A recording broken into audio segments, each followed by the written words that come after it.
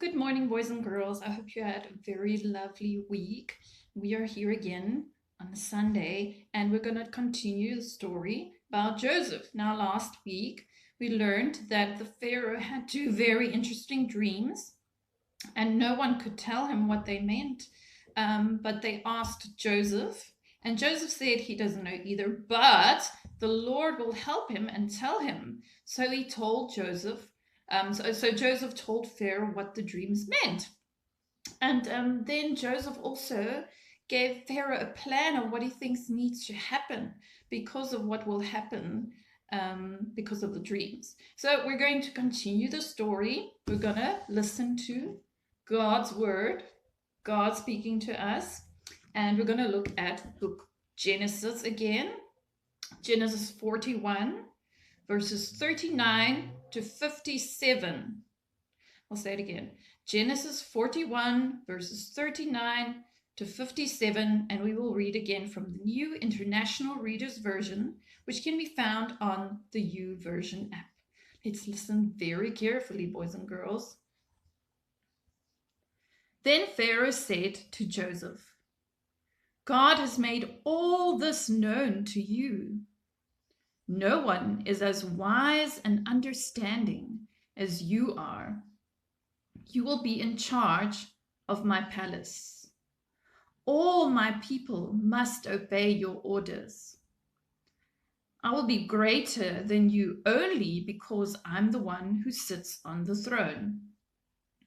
So Pharaoh said to Joseph, I'm putting you in charge of the whole land of Egypt. Then Pharaoh took from his finger the ring he used to give his official stamp. He put it on Joseph's finger. He dressed him in robes made out of fine linen. He put a gold chain around Joseph's neck. He also had him ride in a chariot. Joseph was now next in command after Pharaoh. People went in front of Joseph and shouted, "Get down on your knees!" By doing all these things, Pharaoh put Joseph in charge of the whole land of Egypt. Then Pharaoh said to Joseph, I am Pharaoh, but unless you give an order, no one will do anything in the whole land of Egypt. Pharaoh gave Joseph the name Zaphenath-Paneah. He gave Joseph a wife. Joseph traveled all over the land of Egypt. Joseph was 30 years old when he began serving Pharaoh, the king of Egypt. He left Pharaoh's palace and traveled all over Egypt. During the 7 years, there was plenty of food. The land produced more than the people needed. Joseph collected all the extra food produced in those 7 years in Egypt. He stored it in the cities. In each city, he stored up the food grown in the fields around it. Joseph stored up huge amounts of grain. There was as much of it as sand by the sea. There was so much grain it couldn't be measured. So Joseph stopped keeping records of it. The 7 years when there was plenty of food in Egypt came to an end. Then the 7 years when there wasn't enough food began. It happened just as Joseph had said it would. There wasn't enough food in any of the other lands, but in the whole land of Egypt, there was food. When all the people of Egypt began to get hungry, they cried out to Pharaoh for food. He told all the Egyptians, "Go to Joseph, do what he tells you." There wasn't enough food anywhere in the country. So Joseph opened the storerooms. He sold grain to the Egyptians because people were very hungry all over Egypt. People from all over the world came to Egypt.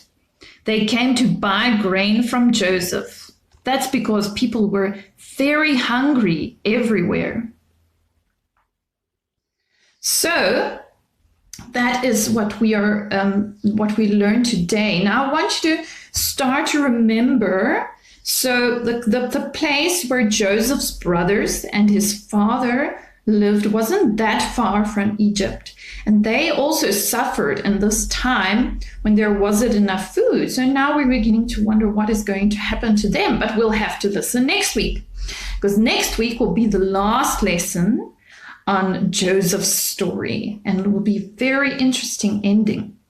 So boys and girls, thinking back to the story you just listened to, first question, what did Pharaoh do after Joseph explained his dreams? That's right at the beginning of the story. Second question, this is easy, did the dreams come true? So did what Joseph explained would happen? Did it happen? And then third question, how did Joseph make sure that there was enough food in the 7 years of drought? Drought means when everything is dry, when there isn't enough food. So think about what did he do? And then you'll see there's a nice coloring picture for you to color in. And that's it for today. And I hope to see all of you next week again when we will hear the ending of the story of Joseph. Very exciting. Okay, well, that's it for today. I'll see you next week. Bye-bye.